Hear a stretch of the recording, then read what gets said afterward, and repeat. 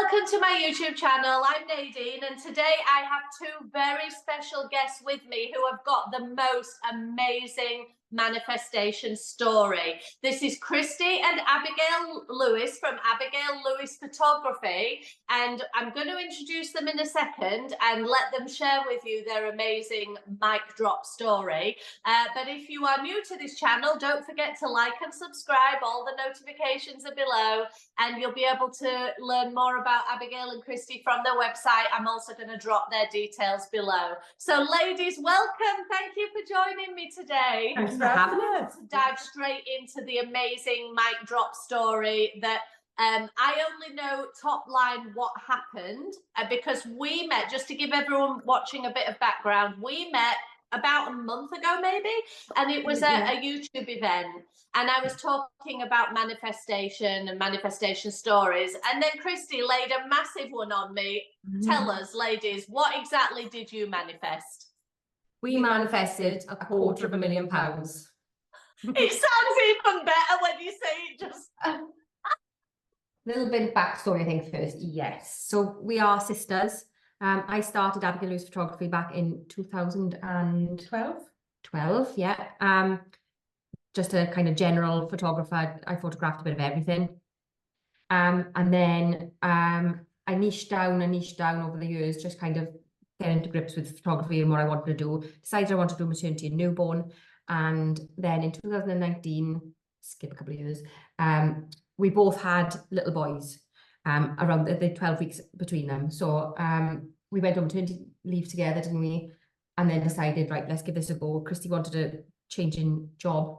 I said, come and help and see how it goes. Yeah, I think we'd had the boys in 2018. So going into 2019, I was on maternity leave, and I feel like I just needed a bit of adult conversation, didn't I? So I was going to the studio and helping Abigail out. But in the time between going off on maternity leave and me going to start my back to my job, we'd grown it to a point that you couldn't do it on your own anymore, could you? No. Like, there was just too much work. So that was the point where it was just, right, I need to just bite the bullet now and quit and come with you full time. So yeah, we ended up going into partnership. But all our studios before that, at that point, had been rental properties, and we were having so many issues with just the work not getting done that we needed, and it just not being luxury, because our brand is a luxury photography studio. So it just wasn't at the scale that we needed it to be. No. And it was never going to be without us owning a property. So we kind of sat down and go, right, what is our not end goal, but what is our goal, like long-term goal? And we both agreed pretty quickly that we wanted to buy somewhere together and like kind of cement the fact that we're partners in this business now. It's not just mine, we own it half each. And we want to go big. Yes. So we manifested. We did. There was no properties in our area that were for sale, that were what we wanted. And it wasn't for the want to try and was there, because we went and we looked at so many buildings, and we were like, the high street, I mean, we call it a high street, it's a very strong word. It is, yeah. We're from a very small village, so our high street, there's a lot of like empty buildings in there. It's very rundown. It is. So like we tried our hardest to go and get in and have a look at these buildings. Most of them weren't even up for sale, were they? So we went and had a look at the ones up for sale, and they either weren't suitable or they were asking ridiculous amounts of money for something that needed completely gutting. And we were on a very tight budget because we didn't have an awful lot of money that we had to put into this. So yeah, things just weren't kind of going in the right direction, where they were just couldn't find what we wanted. So we sat down and we were like, oh, where's our unicorn book of dreams? We needed a notebook then, because we were like, right, we need a plan, we need to write it down, and then it's going to happen. If we write it down, it'll happen. And the only notebook Kristie had to hand was this ugly holographic unicorn book. So we started calling it the Book of Dreams, because it was our manifestation book of what we wanted to create. We thought if we write it down, it's just going to happen. Like, it's just going to have to happen because we've written it down. So that's when this was created. But we opened it, I think it might have been last year or the year before, like years after it all happened. And what is actually written down could have been written after the fact. Like, it looks, the inside is exactly what That's like, amazing. if you see this is an inspiration picture, and you look at our prop room, it's nigh on like a photo identical. of our prop room. So we had just all of the pages of everything that we wanted to achieve. And then Even down to the bathroom tiles. yeah, and the sink and like everything. We literally just sat down and we put it all down what we wanted. There's a little bit more. Oh, That that's was we that bought it. was big. Yeah, so we were like, right, how are we going to achieve this now? Because we've written it down, so it's got to happen. And we contacted the council, didn't we? The regeneration team in the council, and we were like, we need some help here because we're not getting anywhere fast. How come, like, what can we do? And then somebody from the town centres team came in, and she was like, what can I do, girls? What can we do together to help? So she had a list of people that had buildings in the area that weren't up for sale necessarily, they just owned buildings. And they were vacant. She just put a little email out and was like, anybody want to sell a building? I've got somebody interested in wanting a building. Does anybody have anything available? The one person that got back to her was the building that we wanted in the town centre that we're in. We didn't really want, like, everything else didn't really serve the purpose. So we were like, that's the one we want over there. It's opposite our old studio, so we could see it from our window. And we were like, that would be perfect. That would be ideal if we could have that. And they were the only person that got back to her and said, I'm willing to sell. Put me in contact with them. So it was like, right, okay, it's happening now. We've done it. So dropped him an email, and he was like, we said to him, how much do you want, how much are you looking for? And it was way out of budget, like extremely out of budget. So we went back and we offered him like a tenth of what he asked for. It was 80% less than what he'd said he wanted. We were like, look, this is the going rate on the high street. The building is in a state of disrepair. We need to completely gut it and do it. And the amount of money we need to spend on this building, we can only afford to go with 20% of what you're actually looking for. And he was like, well, how about we meet in the middle somewhere? And we ended up going a little bit more than we wanted to spend, but it was right down the bottom end of what he was asking. So we were over the moon when he was just happy to have it gone. It was empty. It was like, it was just rotting. So it was more like it was costing him more to keep it than it was to just sell it on. But then we didn't have the money for the actual renovations. So we needed to speak to the town centre team again. Yeah, who put us in touch with Development Bank of Wales, which is like an old school bank where they don't do, it's not credit checks and stuff like that, is it? They go on your business plan and like what you've done previously, and you have a meeting with them and they decide, there's a board of directors and they decide, is it worth giving these people, can we trust them? So it's old school banking, trying to help small businesses like us get a foot in the door. Not just for buying property and stuff like that. It's not necessarily for doing anything like that. It's just for business. Just get your business rolling again, or to start up. So we went to them and said, this is the idea we've got. Like, we were like so confident. We were like, oh, we're only asking for this much money. It's going to be fine. They just point blank refused. So we were like, what do you mean no? But we've got this great idea, and they told us we can buy the building now, so like we've got to do it. Like we've got a book, like, we've got a unicorn book of dreams. I've not seen it. And they were like, yeah, no, it's not happening. Book of dreams, it's got to happen. It's got to happen. And they said no. So tell us why no, because we want to be able to change it. And the look on the woman's face when she was like, so taken aback. What do you mean? I was like, well, obviously there's a reason why it's a no. Tell me why, so I can go away and change it. So they said yes. And she was, oh, okay, well, these are the reasons. We were like, oh, I can't even remember the reasons now. I can't remember the reasons. It was silly things. Yeah, so we went away, we made the changes. She was like, oh, okay, well. They still said no.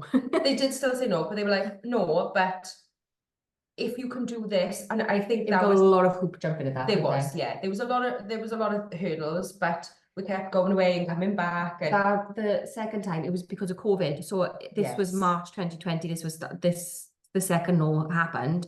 And she said, I'm not confident that your business is going to be able to withstand COVID. We're all going into a lockdown. I was like, nah, we'll be fine. We're still open. We're running, like, we're all covered in PPE. We're fine. Like, we're still good to be open. We're still trading. And she was like, no, you're definitely not going to be trading in a couple of weeks. And we were like, no, I think we will. And then everything stopped. Yeah. And our business literally had to shut down overnight. We couldn't see customers. We couldn't do anything.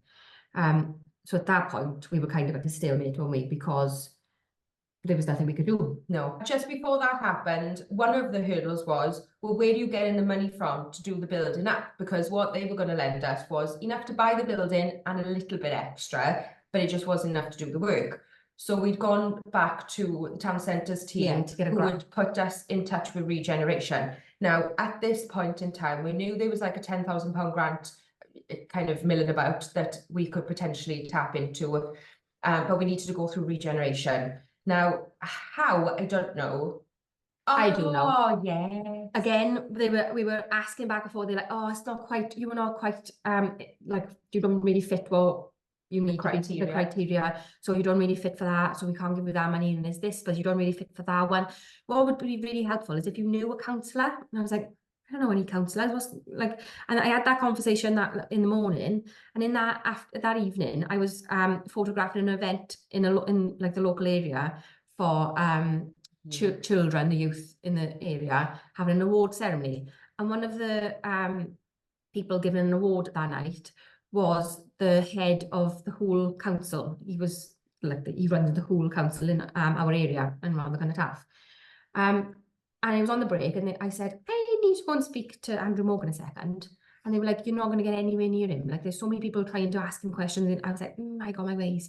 So I went up the staff entrance. Like, I went round the back end. I came round and kind of caught him on the staircase as everyone was coming up, because he was the first to leave. And I was like, Andrew, can I have a word a second? And I just word vomited. Like, if you think this is fast talking, like, it was another level. And Abigail talks so quickly that even our grandfather can't understand her. She'll say something and he'll look at me and go, what did she say? And I've got to translate. So it was even quicker. She just talked. And I was like, here's the situation. I'm in this building. I need to be in a different building. I want to buy this building. And I just give him I had 15 minutes and I just talked at him for 15 minutes. The poor guy didn't even get a chance to have his cup of coffee. There was all these other councillors coming over going, oh, do you want me to go? He was like, it's fine. Let me just get a story out. And I was like, so this is the situation. He said, right, leave it with me. Give me a couple of days, see what I can do, and I'll email you. I've got your email address and I'll keep you in the loop. We went back in 9 o'clock the next morning. I had an email from Andrew saying it's in the right people's hands. And I was like, that was quick. Yeah. It was literally like 12 hours. Yeah. If that. I said, okay, we'll see. Within days. No, that afternoon, he said the head of regeneration, the director of regeneration, is going to come to your studio next week. Yeah. To have a meeting with you. We had our unicorn book of dreams ready, which again, she was mortified because this is the guy that is like heading up all of these big massive projects, like with all these, he's like putting millions of pounds into project managers for massive £1 million things, and he's turned up to our studio and I'm like, this is my book of unicorn book of dreams. So now you please give us some money. And we showed him, and I think it was just the enthusiasm, wasn't it? The fact that we knew that this was going to work. We knew it was going to work, and we're really passionate about our local area. We do come from a really deprived area, and our high street is like on its knees. Like, there's more boarded up shops than there is open shops. Yeah. But we're really passionate about bringing people to the community and building it back up again. So I think he saw that in us, didn't he? And he thought, right, okay, let's give him a chance. So there's us now expecting a £10,000 grant, and he said, look, girls, I know there's a lot of work to be done, and there isn't a pot of money available for this area, but there's one for a surrounding area that we could potentially bring across for you guys. The only issue is there is a cap, so like the limit is £250,000. Now, at this point, I nearly fell off my chair, but I had to try and keep my cool because it went from presuming we were going to have a £10,000 grant to being offered £250,000, and I was like, that'll probably do it. It's fine. I'm sure we'd be able to do enough with our money. And you just to recap, I just want to just freeze for a second, because I love your story, but I just want to just highlight. You walked into a meeting after being told no and no and no again and no again, and you found a way. You went up and under and round the back, and you found a way. And you got in front of the right person and you basically talked their ear off to try and get a £10,000 grant to help you do something in your studio. And then what? 24 hours later, somebody's offering you £250,000. I mean, it didn't come without its what's the word? Like we had to do a lot for that. It was so much, There was- but We had that was a 70% put in, was it? yes. So we had to find 30%. They would give us 250, but we had to find so obviously that's a massive chunk of money we had to find. Yes. And there was so much paperwork, like There was. But do you know what? We made it through the end of that meeting without like completely falling off our chairs.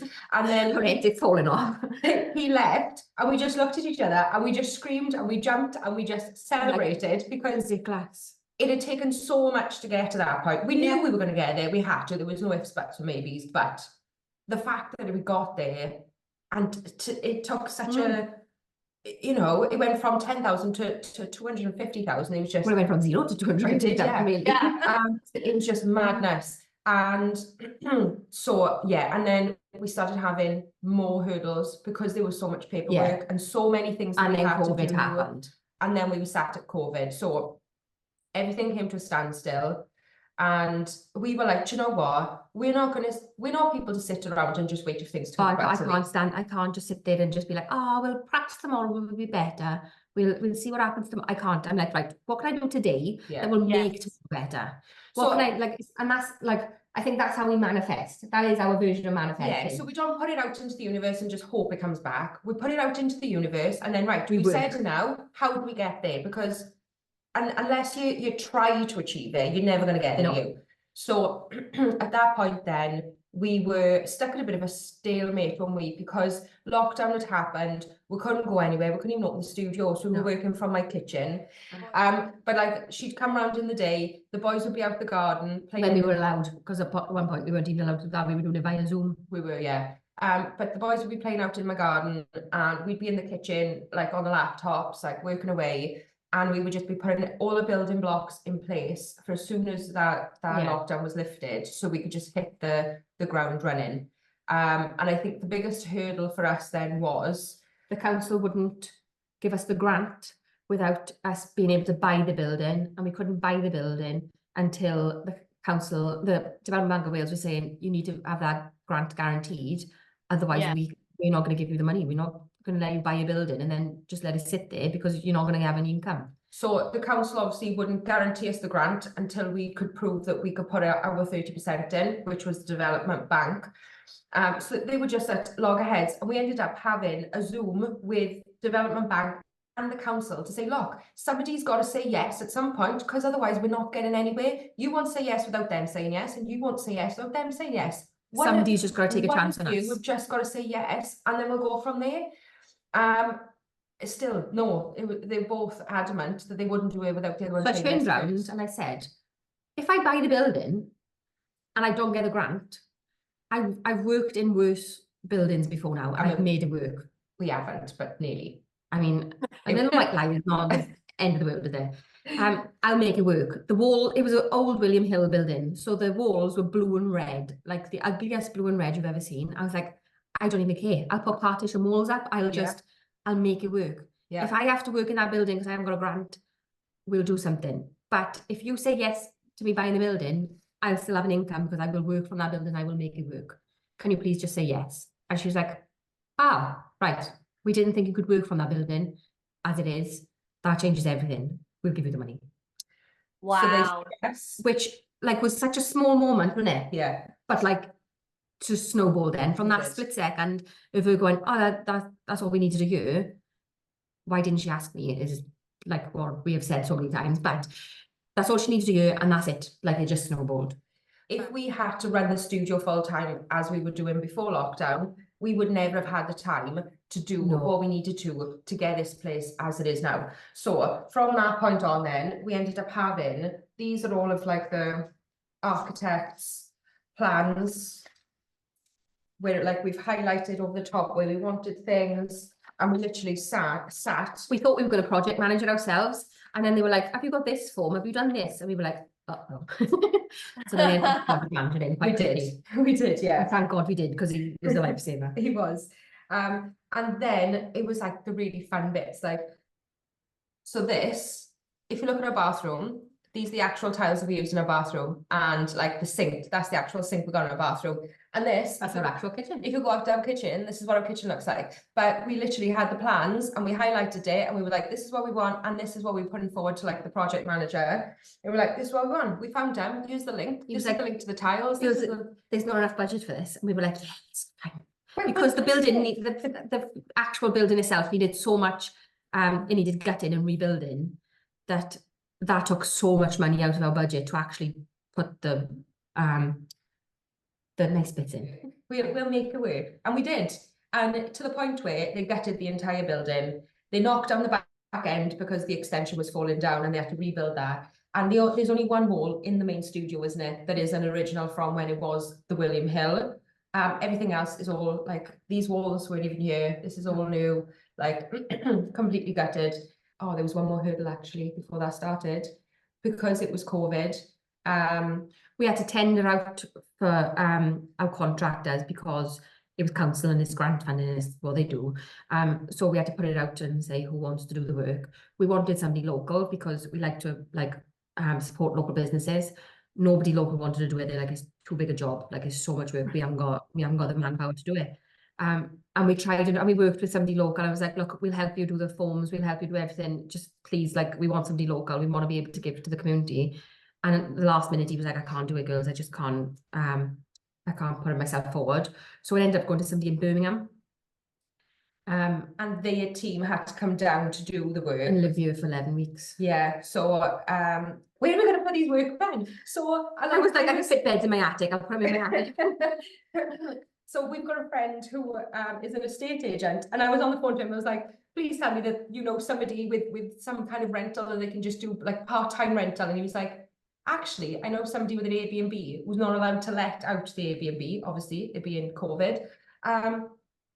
But for this, I think they can, because it was a loophole because they work in, they were allowed accommodation. He said, let me speak to him and see what I can do. And then he was like, yeah, let him stay, that's fine. So he had that sorted out at a discounted price from, and we got him down, and within 11 weeks we had the keys. I mean, it was a very stressful 11 weeks. It was. The main bit of that stress though was the fact that they went, you can come once a week, girls, and you can have a little meeting and we'll tell you what we've done, but then like it's for the best if you don't come and like see in between, because we've got a lot to do and you'll be in the way. I just wanted to come and look and see what we were doing. But it's nice to do. But I want to film. And we bought our own pink high-vis jackets with our logo on the back. Our name on the front. We were like, and we were going there with our hard hats and our pink high-vis, and they were like, what are these girls doing? I got told off because they had inappropriate footwear on. Oh, every time. I was wearing heels. And apparently you're not meant to wear heels. Yeah, boots. I was like, they've got heels on them. For God's sake, like put a pair of boots on. Eventually, so 11 weeks after starting the construction, 11 weeks later, you got the keys, and at that stage, was the studio the way you want it? Was it perfect? It was done. It was absolute dream studio. Yeah. They give us the keys, and then we had, I think it was 4 days. Yeah. And the lockdown lifted, and we were allowed to reopen our studio. So it literally came at the perfect time, and it was literally 4 days of getting all our stuff in and getting ourselves settled. And then it was, we got to go. And then it was just absolutely manic couple of months we had, because all of those babies that had been born during lockdown, they couldn't get their photos done. So we had just had a backlog of babies that we just needed to photograph, and it was just hit the ground running, and we were just manic when we absolute bedlam. Do you know my favorite part of the whole thing was when we first had the keys, before any work had been done, and we had signed paperwork, and this building was ours, and none of the work had been done.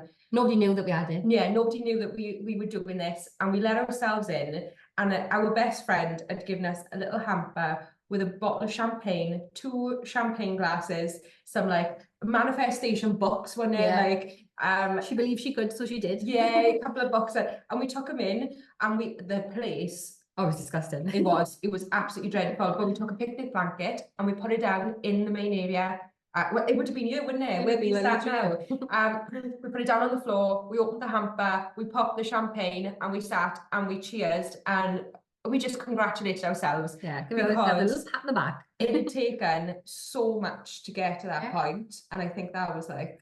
It had taken a whole year, hadn't it? Or it had taken a whole year from the first email saying, yes, I'm willing to sell the building, to actually getting the keys. Yeah. Because we were in Disney at the time when we had the first email. Remember how excited I was? Yeah. We had, I had been in Florida for a week, and then Kristie had come out for my second week, and she was staying an extra week. So that 1 week that we were together, we had met in the park, and I had an email like that day, and I was like, oh my God, what's happening? And I was like, it's happening. We're in the happiest place on earth, and we've just had an email to say that we're getting our own place, and it's all coming together. But I love the way, just a few things about what you've said that I just want to pull out for the people who are watching and listening to this interview. So not only did you never give up, you kept going through all the obstacles, you kept going. And also you didn't just put it out there and sit back and wait for it to come in. You did actually take aligned action, which is a key point. But the other thing that's the most important point of manifestation that most people miss. Absolutely, they do miss. They think it's just wish for it and it'll happen, but you do have to take the action as well. But the other thing that I just want to commend you on, you actually closed the loop. You celebrated the success. You got your picnic blanket and your cheers, you clinked your champagne in the building that you look around and it's like, this is we need to do a lot of work here. Yeah. But you celebrated that success. And I think too many times in life, we work hard and we may achieve a goal, but then it's what's next, we're always going for, and you've got to close that loop, haven't you? You do the action, you achieve the goal, and then you reward yourself for it and close the loop. And that's how you continue to spiral upwards, isn't it? Because if you're always just achieving and not appreciating what you achieved, then the universe is going to say, well, I'm not going to send more their way because they don't appreciate it. But when you appreciate it, I'm here, wow, look what I did. Yeah. I'm so grateful. Then the universe sends you more to be grateful for because you actually appreciate what you have. So I just want to commend you for that. You absolutely did. Amazing. And tell me, how long has it been since the studio became yours and it was fully done and you were hitting the ground running with all of those babies after lockdown? How many years now have you been training? April 2021, that was. So that was 2021, and at the time of recording, we're in July 2024. Yes. So you've had a good few years. You're an established business on the high street in your area, a beautiful location, and just well done, ladies. You've done absolutely amazing. And what I actually was curious about, because you pulled out your book of dreams earlier, and you said that because this was way back, this book of dreams was in reality long before you got the money. 2019. Right. So 2019 was when you pulled out the book of dreams, and you were just, what was the thought process? I mean, you did say if I write it down, it's going to happen, but did you kind of have a feeling in your bones this is going to happen, or was it more, well, we really want this to happen? I'm just curious as to how you made it a reality, how you got it solid.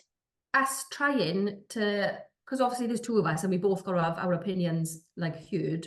It was putting it on paper and working out what we actually wanted for our dream studio in it. Yeah. If we put our dream studio down, we'll work backwards like for budget. That was the plan originally before they came back with here's £250,000.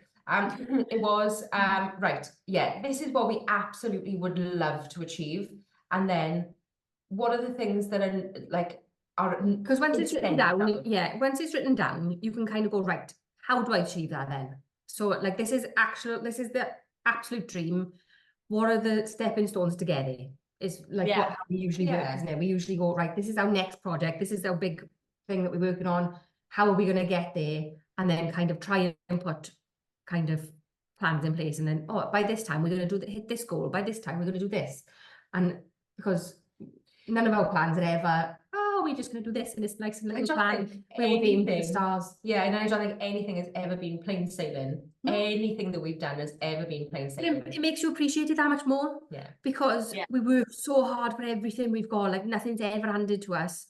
Like when anybody asks us about how we started the business, and I just say, oh, my mother and father gave me a little bit of money, and they say, oh, mommy and daddy paid for it. When I say they gave us a little bit of money, it was like £2,000 or £3,000, I think, and they were like, we literally have nothing else to give you. That was like, their savings. this and- is this is what we have to give you. We can't afford to give you anything else. Like, please don't lose it all. And it was that, like, kind of, and that's so much money to me. I was like, oh my God, like, this is so much money. What am I going to do with this? But like, it was that stepping stone of being able to just rent my first property and do what I needed to do there and then to build up And the I business. think we are very lucky, even though we're from a deprived area, we don't come from a family of wealth, we are still so lucky that we've got the parents that we have, Oh my God, yeah. because they are 1,000,000% supportive, and they want us to do well in, you know, if we're dreaming of doing something. I mean, they roll their eyes every time we're like, right, we've got an idea. And they're like, oh, Jesus Christ, you're there again. Yeah. And they're like, yeah, come back to us when it's done, because like, I don't want the stress of it. And some things we can't tell our mother, because she's just like, oh, but what if it doesn't work out? And we're like, but what if it does? But what if it does work out? And she will 100% support us. If we're going to do something, she'll support us. Yeah. She just don't want to hear anything else because it's stress of that. She doesn't sleep. No, she doesn't. But we are just very...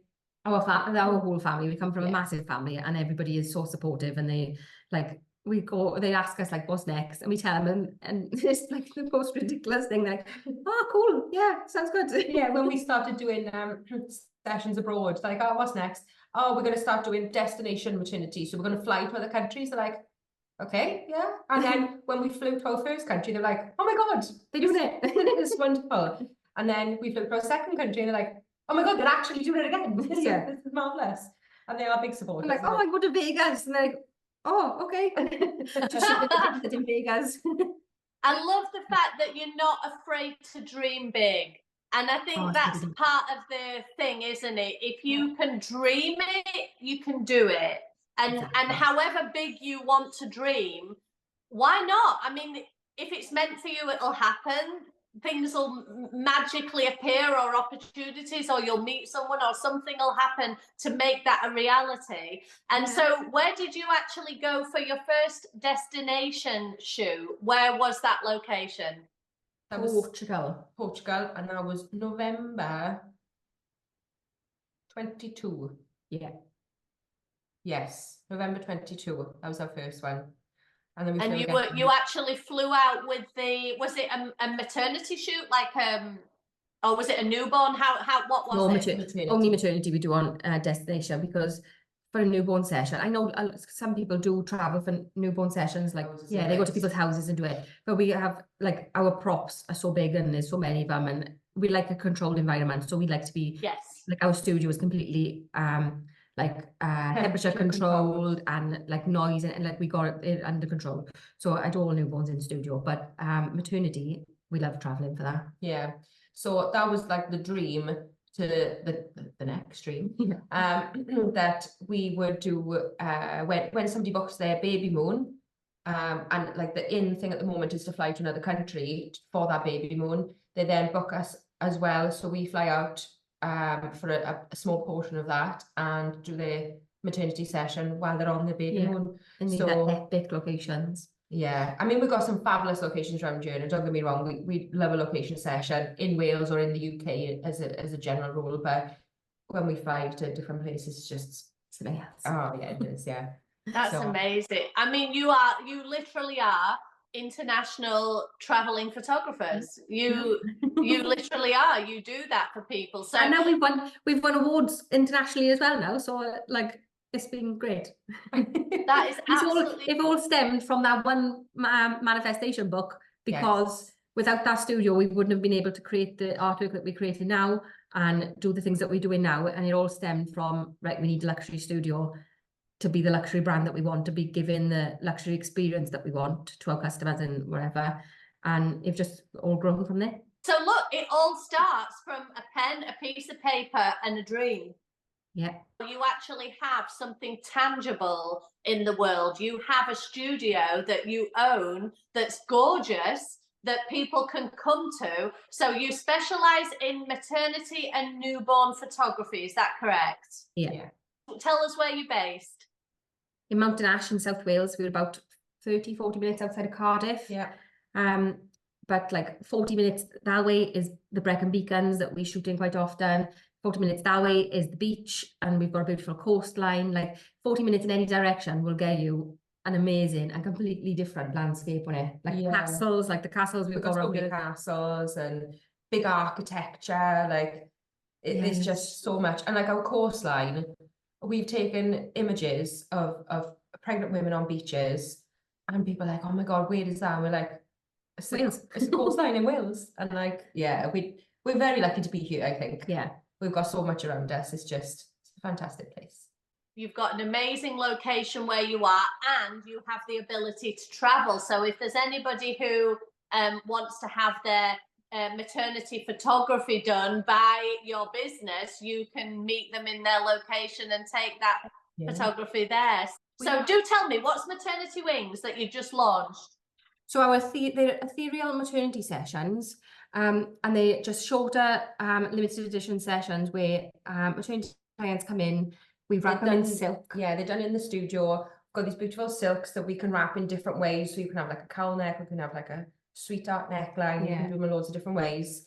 And then the beautiful great big wings from Taylor Douglas Artistry. Yes, so good. Yeah. Yeah, and they just come in. So this is for pregnant women who want to feel and look like a goddess, because that's absolutely. That's what we could call them. We could call them goddess sessions. We could have, yeah. But anyway, you definitely could call them goddess.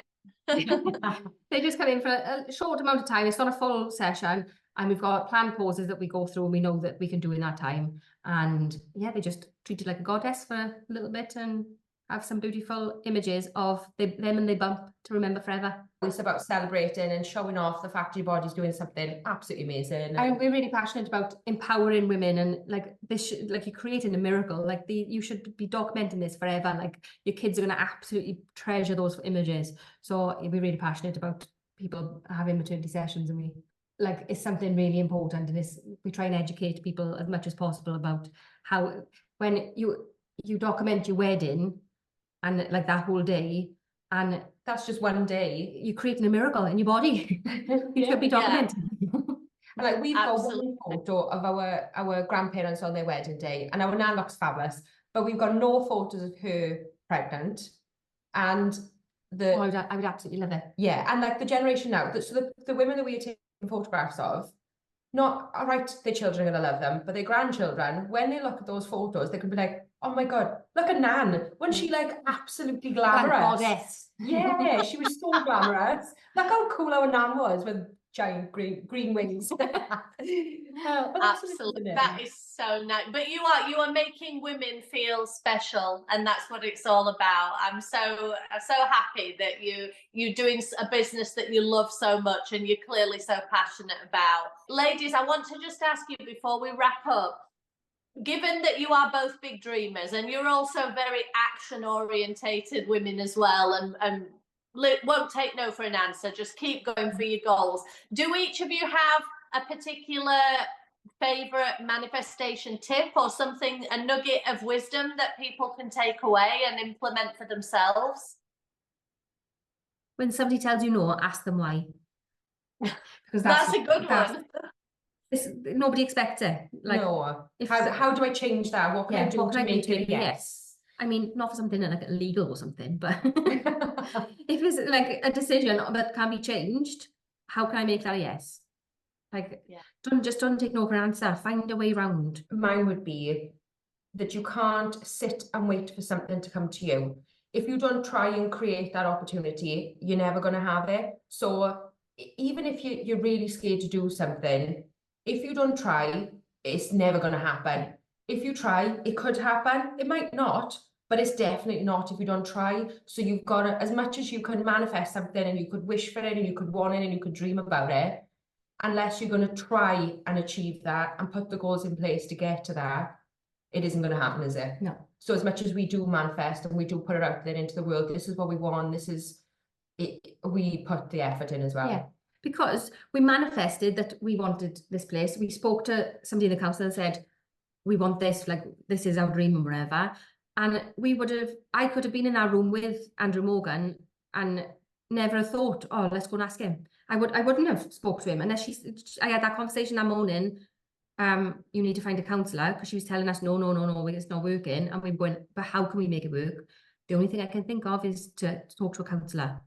And then I was in the room with the counsellor. That would have never have happened had we not asked how do we make this work, and kept pushing and pushing and pushing. To be fair, I had a phone call that morning, the morning after, and she said, what have you done? And I said, uh-oh, should I not have spoke to him? Like, I was like, I had that dread, you know, when somebody's like, what have you done? And I'm like, oh. She was like, I went into my meeting this morning at 9 o'clock and they said, Abigail Lewis savage. She is very savage, isn't she? And I went, oh, sorry, have I put my foot in it? She was like, no, you've gone straight to the top. It's exactly what we needed. We're in. And at one point, we'd sent so many emails and spoke to so many people. We were like, oh my God, I think our name is I'd phone the council for something else, like my council tax or something random. I'd be like, oh yeah. And they said, what's your name? I'd give them my name and they're like, are you the photographer? I'm like, oh yeah.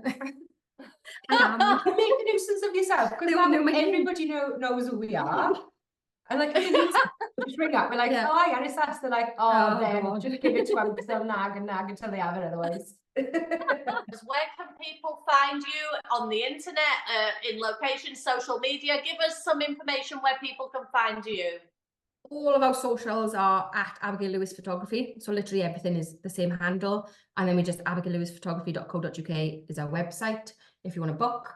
And yeah, we're in Mountain Ash in South Wales. Ladies, I've absolutely loved interviewing you today. Thanks so much for joining me. And I hope that other people are inspired to go out and make their dreams a reality the same way you did.